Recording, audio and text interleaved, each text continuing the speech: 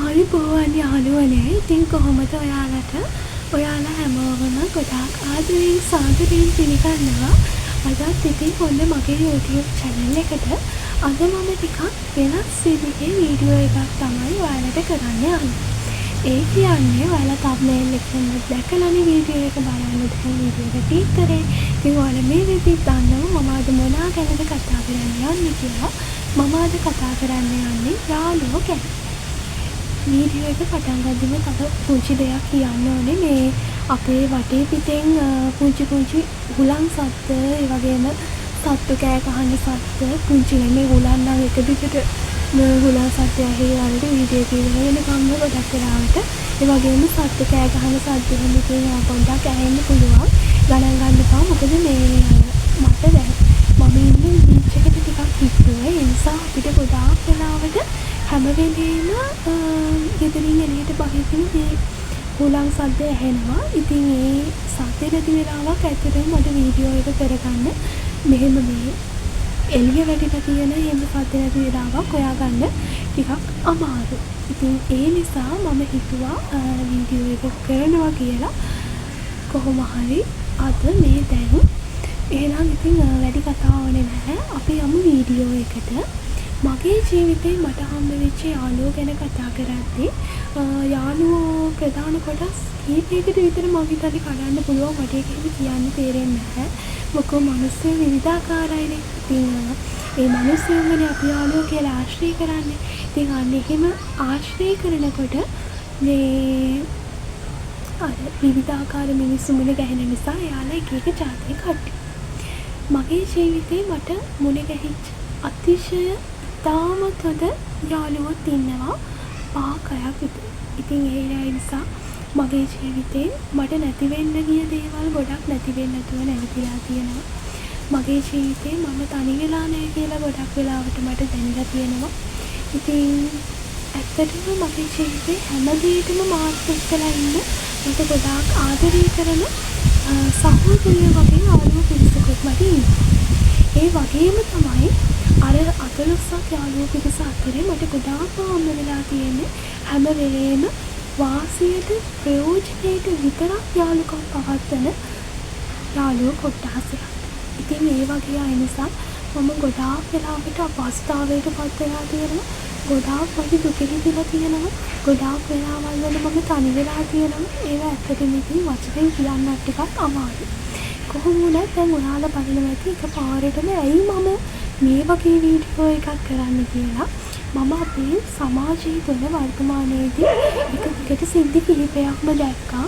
ඉතින් මේ සිද්ධි කිහිපයම ඇතුලේ ඒ මිනිස්සුන්ගේ ජීවිත අමාරුවේ වැටෙන්න මූලිකම සාධකය වෙලා තියෙන්නේ එයාලගේ යාළුවෝ.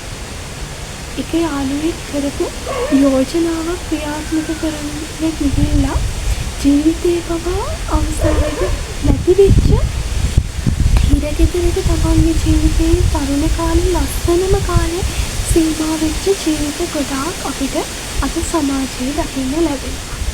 ඉතින් ඇත්තටම මම කියන දෙයක් තමයි ඕනාවට වඩා අපි කාවවත් විශ්වාස කරන්න යන්න හොඳ නැහැ. තමුන්ට තමුන්ව විශ්වාසයි නම් තමුන්ව විශ්වාස කරමට වෙන කාවත් මේ ලෝකෙ විශ්වාස කරන්න එපා.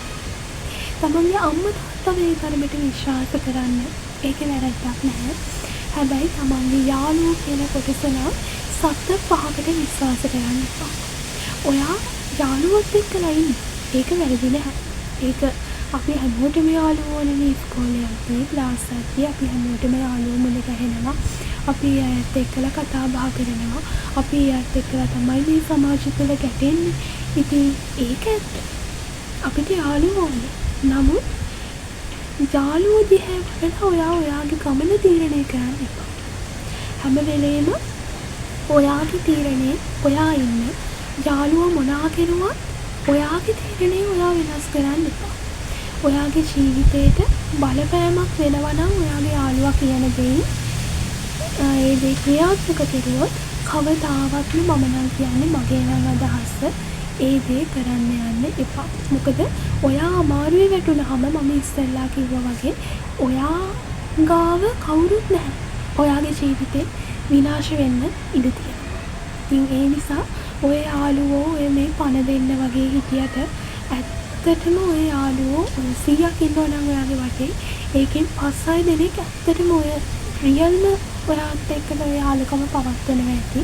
නැත්නම් එක එක හේතු මත තමයි ගොඩාක් අය යාළුකම් පවත්වන්නේ. මේ වීඩියෝ එක බලන ඔයාමට කියන්න පුළුවන් අනේ එහෙම නෑ නංගි එහෙම නෑ අක්කේ අපිට හොඳම යාළුවෝ ඉන්නවා. එයාලා අවුරුදු ගානක් තිස්සේ අපිත් එක්ක යාළුකම් පවත්වනවා. එයාලා අපේ හැම දෙයකටම ඉන්නවා එහෙම කියලා. එහෙම කට්ටිය ඉන්නවා දැන් මම ඉස්සෙල්ලාම වීඩියෝ එක පටන් ගත්තම ඔයාලට කිව්වේ එහෙම කට්ටිය මටත් ඉන්නවා කියලා.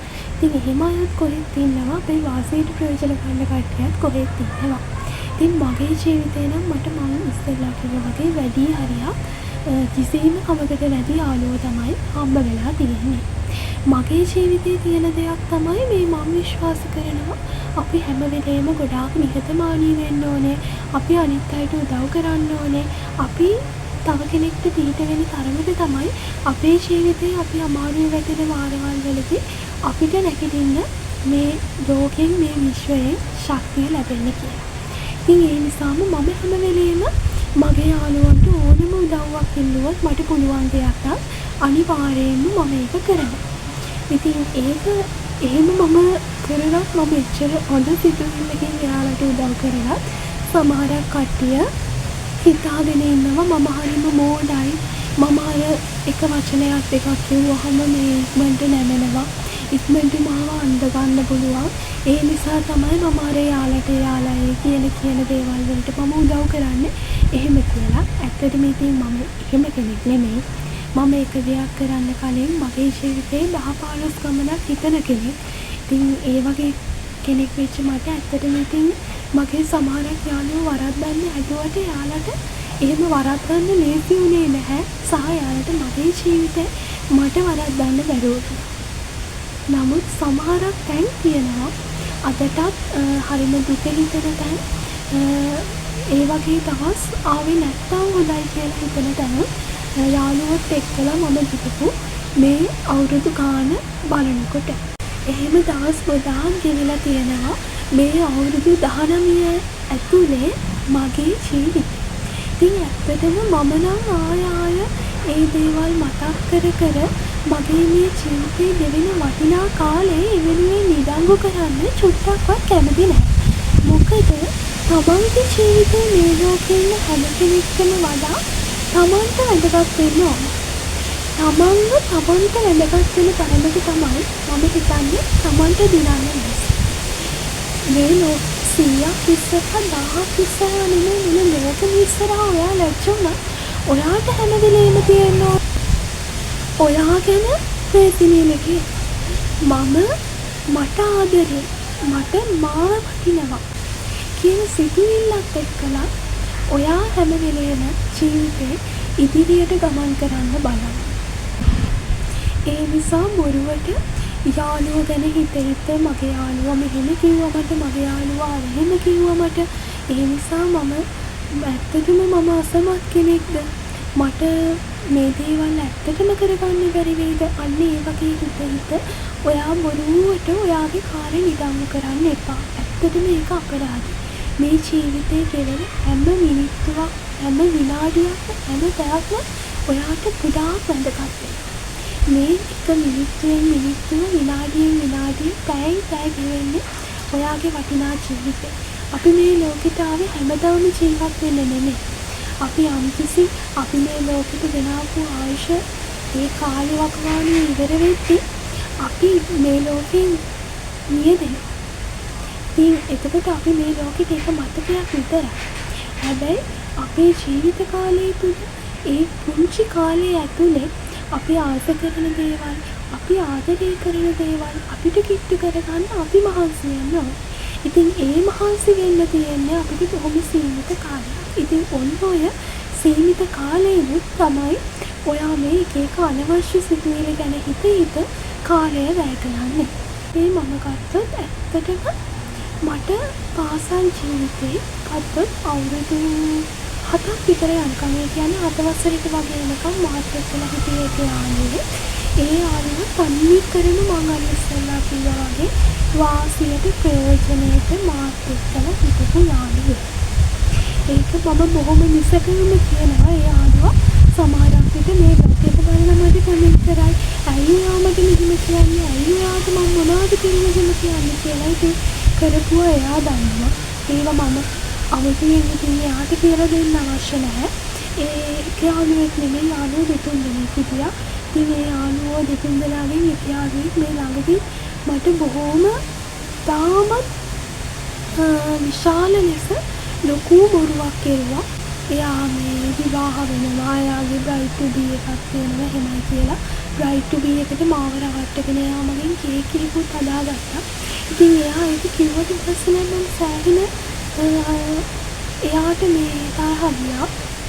ඉතින් ඇත්තටම මම තරහ නැහැ. දැන් මේ යාළුවා තව අවුරුදු 10කින් 12කින් මගෙන් කතා කරලා උදව්වක් ඉල්ලුවත් මට මෙන්න මේ උදව් කරලා දෙන්න නැහැ. ඉතින් මම අනිවාර්යෙන්ම එයාට උදව් කරනවා. මොකද හැම වෙලේම මම අර ඉස්සරහට වගේ අපි ළඟ මිනිස්සුකමක් තියෙන්නේ නැහැ. අපිට එහෙම කරන මිනිස්සු ඇත්තටම මිනිස්සු වෙන්න බෑ. ඒ මිනිස්සු අමනුෂ්‍ය.